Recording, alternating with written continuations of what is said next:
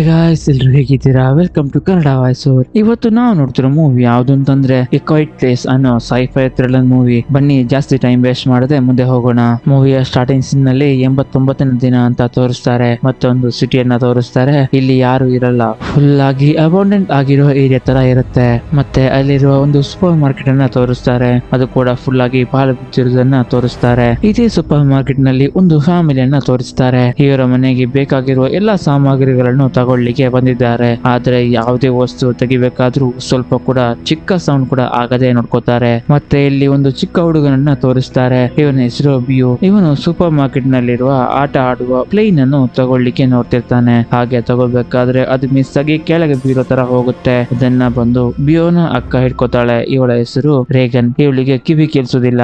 ಹಾಗೆ ಇವರು ಇಲ್ಲಿಂದ ಹೋಗ್ಬೇಕಾದ್ರೆ ಮಗುವಿನ ಕೈಯಲ್ಲಿರುವ ಆ ಪ್ಲೇನ್ ಅನ್ನು ಅವನ ತಂದೆಯಾದ ಲೀ ನೋಡ್ತಾನೆ. ಇವನು ಮಗುವಾಗಿರೋ ಕಾರಣಕ್ಕಾಗಿ ಅದನ್ನ ಯಾವ ಬೇಕಾದ್ರೂ ಆನ್ ಮಾಡಬಹುದು. ಆದ ಕಾರಣ ಅದರ ಬ್ಯಾಟ್ರಿ ತೆಗೆದು ಪ್ಲೇನ್ ಅನ್ನು ಬ್ಯಾಟ್ರಿಯನ್ನು ಸೈಡ್ಗೆ ಇಟ್ಟು ಇವನಿಗೆ ಹೇಳ್ತಾನೆ ಅದನ್ನು ತಗೋಬೇಡ ಅಂತ ಹೇಳ್ತಾನೆ. ಹಾಗೆ ಈ ಸೂಪರ್ ಮಾರ್ಕೆಟ್ ಬಿಟ್ಟು ಹೋಗ್ಬೇಕಾದ್ರೆ ಬೇಸರದಿಂದಿರುವ ರೇಗನ್ ತಮ್ಮನನ್ನು ನೋಡ್ತಾನೆ. ಅದಕ್ಕೆ ರೇಗನ್ ಆ ಪ್ಲೇನ್ ಅನ್ನ ಮಾತ್ರ ಕೊಡ್ತಾನೆ. ಹಾಗೆ ರೇಗನ್ ಅಲ್ಲಿಂದ ಹೋಗ್ಬೇಕಾದ್ರೆ ಬಿಯು ಅಲ್ಲಿರುವ ಬ್ಯಾಟ್ರಿ ಕೂಡ ತಗೋತಾನೆ. ಈ ರೇಖೆ ಎಷ್ಟು ಸೈಲೆಂಟ್ ಅನ್ನ ಮೇಂಟೈನ್ ಮಾಡೋದು ಅಂತ ನಿಮಗೆ ಸ್ವಲ್ಪ ಹೊತ್ತಲ್ಲೇ ಗೊತ್ತಾಗುತ್ತೆ. ಹಾಗೆ ಇವರು ಹೋಗ್ಬೇಕಾದ್ರೆ ತೋರಿಸ್ತಾರೆ. ಇವರು ಹೋಗುವ ದಾರಿಯಲ್ಲೆಲ್ಲ ಹೊಯ್ಗೆಯನ್ನು ಹಾಕಿದ್ದಾರೆ. ಯಾಕಂದ್ರೆ ಅಷ್ಟು ಕೂಡ ಸೈಲೆಂಟ್ ಅನ್ನ ಮೇಂಟೈನ್ ಮಾಡ್ತಿರ್ತಾರೆ. ಮತ್ತೆ ತೋರಿಸ್ತಾರೆ ಇವರೊಂದು ಬ್ರಿಡ್ಜ್ ಹತ್ರ ರೀಚ್ ಆಗ್ಬೇಕಾದ್ರೆ ಬಿಯು ಲಾಸ್ಟ್ ಅಲ್ಲಿ ಇರ್ತಾನೆ. ಹಾಗೆ ಮುಂದೆ ಹೋಗ್ತಿರ್ಬೇಕಾದ್ರೆ ಇವರಿಗೊಂದು ಮ್ಯೂಸಿಕ್ ನ ಸೌಂಡ್ ಕೇಳಿಸುತ್ತೆ. ಅದು ಬಿಯುನ ಕೈಯಲ್ಲಿರುವ ಪ್ಲೇನ್ ನ ಮ್ಯೂಸಿಕ್ ಸೌಂಡ್ ಆಗಿರುತ್ತೆ. ಈ ಮ್ಯೂಸಿಕ್ ಅನ್ನ ಕೇಳಿ ಇಲ್ಲಿ ಅವನ ಮಗನ ಹತ್ರ ಓಡ್ಕೊಂಡ್ ಬರ್ಬೇಕಾದ್ರೆ ಅಲ್ಲಿ ಒಂದು ಕ್ರೀಚರ್ ಕೂಡ ಬರೋದನ್ನ ತೋರಿಸ್ತಾರೆ. ಇಲ್ಲಿ ಅವನ ಮಗನ ಹತ್ರ ರೀಚ್ ಆಗೋಷ್ಟೊತ್ತಿಗೆ ಆ ಕ್ರೀಚರ್ ಬಂದು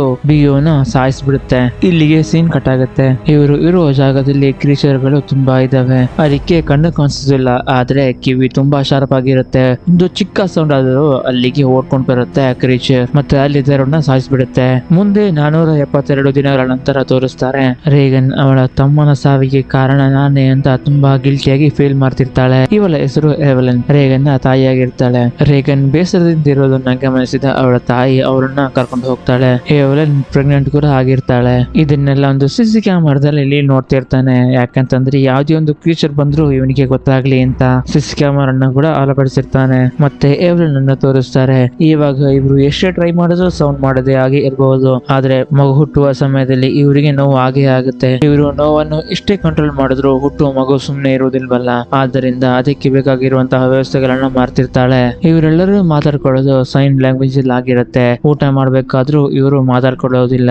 ಇಲ್ಲಿ ಒಬ್ಬನ ಪರಿಚಯವಾಗುತ್ತೆ. ಇವನ ಹೆಸರು ಮಾರ್ಕಸ್. ಇಲ್ಲಿ ಮಾರ್ಕಸ್ ಮತ್ತು ರೇಗನ್ ಗೇಮ್ ಮಾಡ್ತಿರ್ಬೇಕಾದ್ರೆ ಮಿಸ್ ಆಗಿ ಬೆಳಕಿನ ಲ್ಯಾಂಪ್ ಕೆಳಗಡೆ ಬೀಳುತ್ತೆ. ಬೆಂಕಿ ಕೂಡ ಹಚ್ಚಿಕೊಳ್ಳುತ್ತೆ. ಇದೇ ಸೌಂಡಿಗೆ ಅಲ್ಲಿಗೆ ಒಂದು ಕ್ರೀಚರ್ ಕೂಡ ಬರುತ್ತೆ. ಇದೇ ಸಮಯದಲ್ಲಿ ಹೊರಗಡೆ ಪ್ರಾಣಿಗಳು ಸೌಂಡ್ ಮಾಡ್ತಿರೋ ಕಾರಣ ಕ್ರೀಚರ್ ಹೋಗಿ ಪ್ರಾಣಿಗಳನ್ನ ಬೇಟೆ ಆಡುತ್ತೆ. ಮುಂದೆ ತೋರಿಸ್ತಾರೆ ರೇಗನ್ಗೆ ಕಿವಿ ಕೇಳಿಸ್ತಾ ಇರೋದಿಲ್ಲ. ಆ ಕಾರಣಕ್ಕಾಗಿ ಇಲ್ಲಿ ಒಂದು ಇಯರ್ ಮಿಷನ್ ಅನ್ನ ರೆಡಿ ಮಾಡ್ತಿರ್ತಾನೆ. ಇತ್ತ ಎವೆಲಿನ್ 9 ತಿಂಗಳ ಗರ್ಭಿಣಿ ಆಗಿರುವುದರಿಂದ ಅವಳ ಮಗುವಿನ ಆರೋಗ್ಯವನ್ನು ಚೆಕ್ ಮಾಡ್ತಿರ್ತಾಳೆ. ಇಲ್ಲಿ ಅವನ ಮಗಳಿಗೆ ಬೇಸ್ಮೆಂಟ್ ಹೋಗಬಾರದು ಅಂತ ಹೇಳಿರ್ತಾನೆ. ಅದನ್ನ ಮೀರಿ ಇವಳು ಹೋಗ್ಬೇಕಾದ್ರೆ ಅಲ್ಲಿ ತಡಿತಾನೆ. ಮತ್ತೆ ಅವಳಿಗೆ ರೆಡಿ ಮಾಡಿದ ಇಯರ್ ಮಿಷನ್ ಅನ್ನ ಕೊಡ್ತಾನೆ. ಇವಳು ತಗೊಳ್ಳೋದಿಲ್ಲ. ಯಾಕಂದ್ರೆ ಇದಕ್ಕಿಂತ ಮುಂಚೆ ತುಂಬಾ ಈ ತರ ಇಯರ್ ಮಿಷನ್ ಗಳನ್ನ ಕೊಟ್ಟಿರ್ತಾನೆ. ಅದು ಯಾವುದು ವರ್ಕ್ ಆಗಿರೋದಿಲ್ಲ. ಆದ ಕಾರಣ ಇದನ್ನು ಕೂಡ ತಗೊಳ್ಳೋದಿಲ್ಲ.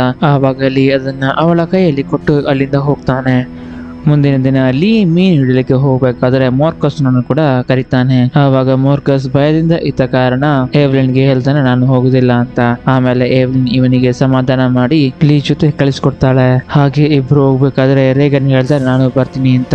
ಆವಾಗ ಲೀ ಹೇಳ್ತಾನೆ ನೀನು ತಾಯಿ ಜೊತೆ ಇರ್ಬೇಕು, ನೆಕ್ಸ್ಟ್ ಟೈಮ್ ಕರ್ಕೊಂಡು ಹೋಗ್ತೀನಿ ಅಂತ. ರೇಗನ್ ಅಲ್ಲಿಂದ ಸಿಟ್ಟಿನಿಂದ ಹೋಗ್ತಾಳೆ. ಮತ್ತೆ ಇವರು ಮೀನು ಹಿಡಿಯೋ ಪ್ಲೇಸ್ ಗೆ ಹೋಗ್ತಾರೆ. ಇಲ್ಲಿ ಲೀ ಹಾಕಿದ ಟ್ರಾಪಿಗೆ ಮೀನುಗಳು ಸಿಕ್ಕಿ ಹಾಕಿಕೊಂಡಿರ್ತವೆ. ಅದರಲ್ಲಿ ಒಂದು ಮೀನನ್ನ ತಗೊಂಡು ಮಾರ್ಕಸ್ಗೆ ತೋರಿಸಬೇಕಾದ್ರೆ ಆ ಮೀನು ಕೈಯಿಂದ ಜಾರಿ ಕೆಳಗಡೆ ಬೀಳುತ್ತೆ. ಆವಾಗ ಒಂದು ಸೌಂಡ್ ಕೂಡ ಆಗುತ್ತೆ. ಆವಾಗ ಮಾರ್ಕಸ್ ತಂದೆಗೆ ಹೇಳ್ತಾನೆ ಸೌಂಡ್ ಮಾಡ್ಬೇಡಿ ಅಪ್ಪ, ಆಮೇಲೆ ಕ್ರಿಯೇಷನ್ ಬಂದ್ಬಿಡುತ್ತೆ ಅಂತ. ಆವಾಗ ಲೀ ಹೇಳ್ತಾನೆ ನಾವು ಇವಾಗ ಇರೋದು ನದಿಯ ತೀರದಲ್ಲಿ, ಆಲ್ರೆಡಿ ನದಿಯ ಸೌಂಡ್ ಇರೋದ್ರಿಂದ ಚಿಕ್ಕ ಚಿಕ್ಕ ಸೌಂಡ್ ಗಳು ಅದಕ್ಕೆ ಕೇಳಿಸೋದಿಲ್ಲ ಅಂತ.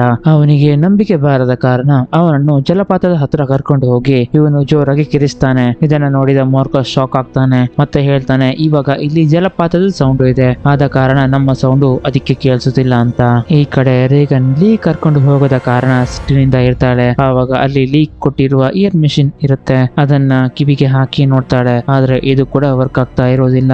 ಇದರಿಂದ ಬೇಸತ್ತ ರೇಗನ್ ಸ್ವಲ್ಪ ಟಾಯ್ಸ್ ಗಳನ್ನ ತಗೊಂಡು ಬಿಯು ಸತ್ತಿರುವ ಜಾಗಕ್ಕೆ ಅಂದ್ರೆ ಬ್ರಿಡ್ಜ್ ಹತ್ರ ಹೋಗ್ತಾಳೆ. ಈ ಕಡೆ ಏವ್ಲಿನ್ ಬೇಸ್ಮೆಂಟ್ ಇಂದ ವಾಶ್ ಮಾಡಿದ ಡ್ರೆಸ್ ಗಳನ್ನು ಮೇಲೆ ತಗೊಂಡು ಹೋಗ್ಬೇಕಾದ್ರೆ ಒಂದು ಆಣಿಗೆ ಸಿಕ್ಕಿ ಹಾಕಿಕೊಳ್ಳುತ್ತೆ. ಅದನ್ನು ಗಮನಿಸಿದ ಏವ್ಲಿನ್ ಹಾಗೆ ಹೋಗ್ತಾಳೆ. ಈ ಕಡೆ ರೇಗನ್ ಬೇಜಾರಿನಿಂದ ಬಂದು ಬಿಯು ಸತ್ತು ಹೋಗಿದ್ದ ಜಾಗದಲ್ಲಿ ಫ್ಲೈಟ್ ನ ಸೌಂಡ್ ಅನ್ನ ಕಟ್ ಮಾಡಿ ಲೈಟ್ ಮಾತ್ರ ಉರಿಯೋ ಹಾಗೆ ಮಾಡಿ ಅಲ್ಲಿಡ್ತಾಳೆ. ಈ ಕಡೆ ಮೋರ್ಕಸ್ ಮತ್ತು ಲೀ ಮನೆಗೆ ವಾಪಸ್ ಬರ್ಬೇಕಾದ್ರೆ ಸಡನ್ ಆಗಿ ಒಬ್ರು ಸಿಗ್ತಾರೆ. ಇವರ ವೈಫ್ ಅನ್ನು ಆ ಕ್ರೇಜರ್ ಸಾಯಿಸಿರುತ್ತೆ. ಆದ ಕಾರಣ ಇವರು ಕೂಡ ಸಾಯ್ಲಿಕ್ಕೆ ಡಿಸೈಡ್ ಮಾಡಿರ್ತಾರೆ. ಲೀ ಹೇಳ್ತಾನೆ ಪ್ಲೀಸ್ ಸೌಂಡ್ ಮಾಡಬೇಡಿ ಅಂತ.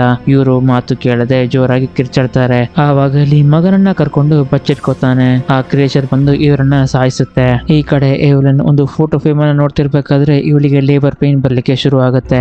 ಇವಳು ಬೇಸ್ಮೆಂಟ್ ಗೆ ಹೋಗ್ತಿರ್ಬೇಕಾದ್ರೆ ಅಲ್ಲಿರುವ ಆನೆ ಕಾಲಿಗೆ ತಾಗಿ ರಕ್ತ ಬರ್ಲಿಕ್ಕೆ ಶುರು ಆಗುತ್ತೆ. ಇದರಿಂದ ಕೈಯಲ್ಲಿರುವ ಫ್ರೇಮ್ ಕೆಳಗಡೆ ಬಿದ್ದು ಸೌಂಡ್ ಆಗುತ್ತೆ. ಈ ಸೌಂಡ್ ಗೆ ಕ್ರೀಚರ್ ಕೂಡ ಇಲ್ಲಿಗೆ ಬರುತ್ತೆ. ಇವಳು ತನ್ನ ಹಸ್ಬೆಂಡ್ ಗೆ ಅಲ್ಲಿರುವ ಒಂದು ಮೈನ್ ಅನ್ನ ಆನ್ ಮಾಡಿ ರೆಡ್ ಸಿಗ್ನಲ್ ಅನ್ನ ಕೊಡ್ತಾಳೆ. ಇಲ್ಲಿ ಇವರು ಮನೆ ಹತ್ರ ರೀಚ್ ಆಗ್ಬೇಕಾದ್ರೆ ರೆಡ್ ಸಿಗ್ನಲ್ ನ ನೋಡಿ ಓಡ್ಕೊಂಡು ಮನೆ ಹತ್ರ ಹೋಗ್ತಾರೆ. ಇಲ್ಲಿ ಮನೆಯಲ್ಲಿರುವ ಒಂದು ಕ್ರೀಚರ್ ಅನ್ನ ತೋರಿಸ್ತಾರೆ. ಇದರ ಕಿವಿ ಎಷ್ಟು ಶಾರ್ಪ್ ಆಗಿದೆ ಅಂತ. ಮನೆಯಲ್ಲಿರುವ ಕ್ರೀಚರ್ ಗಳನ್ನು ಗಮನಿಸಿದ ಲೀ ತನ್ನ ಮಗನಿಗೆ ಹೇಳಿ ರಾಕೆಟ್ ಗಳ ಟ್ರ್ಯಾಪ್ ಅನ್ನು ಸಿರಿಸ್ಲಿಕ್ಕೆ ಹೇಳ್ತಾನೆ. ಈ ಕಡೆ ಏವ್ಲಿನ್ ತನ್ನ ಡೆಲಿವರಿಗೋಸ್ಕರ ಬಾತ್ ಟಬ್ ನಲ್ಲಿ ಕೂತಿರ್ತಾಳೆ. ಇಲ್ಲಿ ಒಂದು ಕ್ರೀಚರ್ ಕೂಡ ಇರುತ್ತೆ. ಆದ್ರೆ ಇವಳಿಗೆ ನೋವು ತಡೆಯಲಾರದೆ ಜೋರಾಗಿ ಕಿರಿಸ್ತಾಳೆ. ಅದೇ ಸಮಯದಲ್ಲಿ ಮಾರ್ಕಸ್ ರಾಕೆಟ್ ಗಳನ್ನು ಸಿಡಿಸಿದ ಕಾರಣ ಕ್ರೀಚರ್ ಗಳು ಅಲ್ಲಿಗೆ ಓಡಿ ಹೋಗುತ್ತೆ. ಈ ಕಡೆ ರೇಗನ್ ಮನೆಯಲ್ಲಿ ರಾಕೆಟ್ ಸಿಡಿಯುವ ಸೌಂಡ್ ಅನ್ನ ಕೇಳಿ ಅಲ್ಲಿಗೆ ಓಡಿ ಹೋಗ್ತಾಳೆ. ಈ ಕಡೆಯಲ್ಲಿ ಒಂದು ಗನ್ ಅನ್ನ ತಗೊಂಡು ಏವ್ಲಿನ್ ಹತ್ರ ಹೋಗ್ತಿರ್ತಾನೆ. ಆವಾಗ ಬಾತ್ ಟಬ್ ನಲ್ಲಿರುವ ರಕ್ತವನ್ನ ನೋಡಿ ಇವನಿಗೆ ಭಯ ಶುರು ಆಗುತ್ತೆ. ಆವಾಗ ಏವ್ಲಿನ್ ಅನ್ನು ನೋಡ್ತಾನೆ. ಇವಳು ಒಂದು ಮಗುವಿಗೆ ಜನ್ಮ ಕೂಡ ನೀಡಿರ್ತಾಳೆ. ಇಬ್ಬರನ್ನು ನೋಡಿ ಇವನಿಗೆ ಖುಷಿ ಆಗುತ್ತೆ. ಮತ್ತೆ ಇವರು ಬೇಸ್ಮೆಂಟ್ ನಲ್ಲಿರುವ ಅವರು ಮಾಡಿರುವಂತಹ ರೂಮ್ ಗೆ ಹೋಗ್ತಾರೆ. ಇದೇ ಸಮಯದಲ್ಲಿ ಒಂದು ಕ್ರೀಚರ್ ಇಲ್ಲಿ ಇರೋದನ್ನ ತೋರಿಸ್ತಾರೆ. ರೇಗನ್ ಮನೆ ಹತ್ರ ಓಡ್ಕೊಂಡು ಬರ್ಬೇಕಾದ್ರೆ ಒಂದು ಕ್ರೀಚರ್ ಇರೋದನ್ನ ಇವರು ಗಮನಿಸ್ತಾಳೆ. ಆ ಕ್ರೀಚರ್ ಇವಳ ಹತ್ರನೇ ಬರ್ತಾ ಇರುತ್ತೆ. ಅದೇ ಸಮಯದಲ್ಲಿ ಅವಳ ಕಿವಿಯಲ್ಲಿದ್ದ ಇಯರ್ ಮಿಷಿನ್ ಇಂದ ಫ್ರೀಕ್ವೆನ್ಸಿ ಸೌಂಡ್ ಕೇಳಿಸುತ್ತೆ. ಆ ಸೌಂಡ್ ಅನ್ನ ಕೇಳಲಾಗದೆ ಕ್ರೀಚರ್ ಅಲ್ಲಿಂದ ಓಡಿ ಹೋಗುತ್ತೆ. ಇದನ್ನೇ ಇವಳು ಗಮನಿಸಿರುವುದಿಲ್ಲ. ಅದೇ ಸಮಯದಲ್ಲಿ ಮಾರ್ಕಸ್ ಮತ್ತು ರೇಗನ್ ಒಟ್ಟು ಸೇರ್ತಾರೆ. ಲೀ ಏವ್ಲಿನ್ ಮತ್ತು ಮಗುವನ್ನ ಬೇಸ್ಮೆಂಟ್ ನಲ್ಲಿ ಬಿಟ್ಟು ತನ್ನ ಮಕ್ಕಳನ್ನು ಹುಡ್ಕೊಂಡು ಹೋಗ್ತಾನೆ. ಇಲ್ಲಿ ತೋರಿಸ್ತಾರೆ ಕ್ರೀಚರ್ ನೀರಿನ ಟ್ಯಾಂಕ್ ಅನ್ನು ಒಡೆದು ಹಾಕಿರುತ್ತೆ. ಇದರ ನೀರು ಏವ್ಲಿನ್ ಇರುವ ರೂಮ್ ಕಡೆ ಹೋಗ್ತಾ ಇರುತ್ತೆ. ಲೀ ಇಲ್ಲಿರುವ CCTV ಗಳನ್ನು ಚೆಕ್ ಮಾಡ್ತಿರ್ತಾನೆ ತನ್ನ ಮಕ್ಕಳು ಎಲ್ಲಿದ್ದಾರೆ ಅಂತ. ಇವರು ಆ ಕ್ರೀಚರ್ ಗೆ ಎದುರಿ ಧಾನ್ಯಗಳು ಇರುವ ಟ್ಯಾಂಕಿನ ಮೇಲೆ ನಿಂತಿರ್ತಾರೆ. ಇದೇ ಸಮಯದಲ್ಲಿ ಏವ್ಲಿನ್ ಇರುವ ಬೇಸ್ಮೆಂಟ್ ನಲ್ಲಿ ನೀರು ತುಂಬುತ್ತಿರೋದನ್ನ ಏವ್ಲಿನ್ ಗಮನಿಸ್ತಾಳೆ. ಆವಾಗ ಮಗುವನ್ನ ತಗೊಳ್ಬೇಕಾದ್ರೆ ಅಲ್ಲಿಗೆ ಒಂದು ಕ್ರೀಚರ್ ಕೂಡ ಬರುತ್ತೆ. ಆವಾಗ ಏವ್ಲಿನ್ ಮಗುವನ್ನ ತಗೊಂಡು ನೀರು ಬೀಳ್ತಿರುವ ಜಾಗಕ್ಕೆ ಹೋಗ್ತಾಳೆ. ನೀರಿನ ಸೌಂಡ್ ಇದ್ದ ಕಾರಣ ಇವರು ಸೇಫ್ ಆಗ್ತಾರೆ.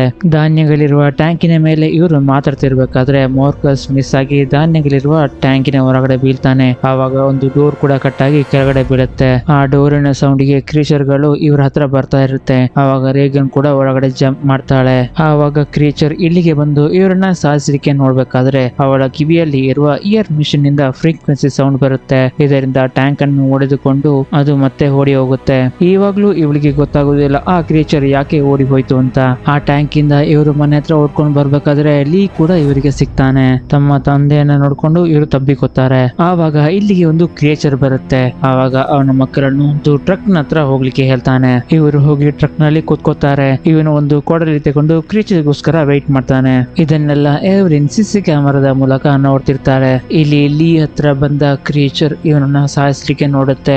ಇದನ್ನ ನೋಡಿದ ಮೋರ್ಕಸ್ ಜೋರಾಗಿ ಕಿರಿಸ್ತಾನೆ. ಆವಾಗ ಕ್ರೀಚರ್ ಅವರ ಟ್ರಕ್ ನ ಹತ್ರ ಓಡಿ ಹೋಗುತ್ತೆ. ಆ ಕ್ರೀಚರ್ ಟ್ರಕ್ ಅನ್ನು ದಾಳಿ ಮಾಡ್ತಿರ್ಬೇಕಾದ್ರೆ ತನ್ನ ಮಕ್ಕಳನ್ನ ಹೇಗಾದ್ರೂ ಕಾಪಾಡಬೇಕು ಅಂತ ಲೀ ಜೋರಾಗಿ ಕಿರಿಸ್ತಾನೆ. ಆವಾಗ ಕ್ರೀಚರ್ ಡೈವರ್ಟ್ ಆಗಿ ಲೀ ಹತ್ರ ಹುಡ್ಕೊ ಬಂದು ಲೀಯನ್ನ ಸಾಯಿಸ್ಬಿಡುತ್ತೆ. ಇವರು ಆ ಟ್ರಕ್ ನ ಮೂಲಕ ಮನೆ ಹತ್ರ ಬರ್ತಾರೆ. ಇಲ್ಲಿ ಏವ್ಲಿನ್ ಕೂಡ ಇರ್ತಾರೆ. ಲೀ ಸತ್ತು ಹೋಗಿರೋದನ್ನ ನೆನೆದುಕೊಂಡು ಎಲ್ಲ ತಬ್ಬಿಕೊಳ್ತಾರೆ. ಮತ್ತೆ ಏವ್ಲಿನ್ ತನ್ನ ಮಕ್ಕಳನ್ನು ಲೀ ಇದ್ದ ಬೇಸ್ಮೆಂಟ್ ಗೆ ಕರ್ಕೊಂಡು ಹೋಗ್ತಾಳೆ. ರೇಗನ್ ಬೇಸ್ಮೆಂಟ್ ಗೆ ಬಂದಿರೋದು ಫಸ್ಟ್ ಟೈಮ್ ಆಗಿರುತ್ತೆ. ತನ್ನ ತಂದೆ ಇಯರ್ ಮಿಷಿನ್ ಗೋಸ್ಕರ ತುಂಬಾ ರಿಸರ್ಚ್ ಗಳನ್ನ ಮಾಡಿದ್ದಾರೆ ಎಂದು ಇವಳಿಗೆ ಇವಾಗ ಗೊತ್ತಾಗುತ್ತೆ. ಮತ್ತೆ ಇಲ್ಲಿ ಏವ್ಲಿನ್ ಮಗುವನ್ನ ಮಾರ್ಕಸ್ ಗೆ ಕೊಟ್ಟು ನೋಡ್ಕೊ ಅಂತ ಹೇಳ್ತಾಳೆ. ಇದೇ ಸಮಯದಲ್ಲಿ ಇಲ್ಲಿಗೆ ಒಂದು ಕ್ರೀಚರ್ ಕೂಡ ಬರುತ್ತೆ. ಆವಾಗ ರೇಗನ್ ಲೀ ಕ್ರೀಚರ್ ಬಗ್ಗೆ ಮಾಡಿರುವಂತಹ ರಿಸರ್ಚ್ ಬಗ್ಗೆ ನೋಡ್ತಾಳೆ. ಮತ್ತೆ ಅದರ ವೀಕ್ನೆಸ್ ಯಾವುದು ಅಂತ ಹೇಳಿ ಲೀ ಕಂಡು ಹುಡುಕಲಿಕ್ಕೆ ಟ್ರೈ ಮಾಡಿರ್ತಾನೆ. ಏವ್ಲಿನ್ ಆ ಕ್ರೀಚರ್ ಗೆ ಗನ್ ಪಾಯಿಂಟ್ ಮಾಡಿರ್ಬೇಕಾದ್ರೆ ನಮಗೆ ಇದರ ತರ ಫುಲ್ ಫೇಸ್ ಅನ್ನ ತೋರಿಸ್ತಾರೆ. ರೇಗನ್ಗೆ ಇದರ ವೀಕ್ನೆಸ್ ಯಾವುದು ಅಂತೇಳಿ ಗೊತ್ತಾಗಿ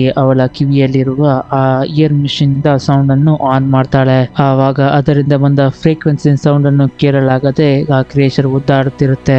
ಆವಾಗ ರೇಗನ್ ಪ್ಲಾನ್ ಮಾಡಿ ಸ್ಪೀಕರ್ ನಲ್ಲಿ ಆ ಸೌಂಡ್ ಅನ್ನ ಇಡ್ತಾಳೆ. ಅದನ್ನು ಕೇಳಲಾಗದೆ ಅದು ಒದ್ದಾಡಿ ಪ್ರಜ್ಞೆ ತಪ್ಪಿ ಬೀಳುತ್ತೆ. ಇದನ್ನು ನೋಡಿ ಏವ್ಲಿನ್ಗೆ ಶಾಕ್ ಆಗುತ್ತೆ. ಹೀಗೆ ಇರ್ಬೇಕಾದ್ರೆ ಆ ಕ್ರಿಯೇಚರ್ ಮತ್ತೆ ದೇಳಿ ಇವರ ಮೇಲೆ ಅಟ್ಯಾಕ್ ಮಾಡ್ಲಿಕ್ಕೆ ಬರ್ಬೇಕಾದ್ರೆ ಏವ್ಲಿನ್ ಶೂಟ್ ಮಾಡಿ ಸಾಯಿಸ್ತಾಳೆ. ಈ ಗನ್ ಶೂಟ್ ನ ಸೌಂಡ್ ಅನ್ನ ಕೇಳಿ ತುಂಬಾ ಕ್ರಿಯೇಚರ್ ಗಳು ಇವರ ಮನೆ ಹತ್ರ ಬರೋದನ್ನ ಇವರು ಟಿವಿಯಲ್ಲಿ ನೋಡ್ತಾರೆ. ಆವಾಗ ರೇಗನ್ ಅಲ್ಲಿರುವ ಸ್ಪೀಕರ್ ನ ವಾಲ್ಯೂಮ್ ಜಾಸ್ತಿ ಮಾಡ್ತಾ ಏವ್ಲಿನ್ ಗನ್ ರೆಡಿ ಮಾಡೋದನ್ನ ತೋರಿಸಿ ಈ ಮೂವಿನ ಎಂಡ್ ಮಾಡ್ತಾರೆ. ಹೇಗಿತ್ತು ಈ ವಿಡಿಯೋ ಅಂತ ಕೆಳಗಡೆ ಕಾಮೆಂಟ್ ನಲ್ಲಿ ಮೆನ್ಷನ್ ಮಾಡಿ ತಿಳಿಸಿ. ವಿಡಿಯೋ ಇಷ್ಟ ಆದ್ರೆ ಲೈಕ್ ಮಾಡಿ, ಶೇರ್ ಮಾಡಿ ಮತ್ತು ಸಬ್ಸ್ಕ್ರೈಬ್ ಮಾಡಿ. ಸಿಗೋಣ ಮುಂದಿನ ವಿಡಿಯೋದಲ್ಲಿ.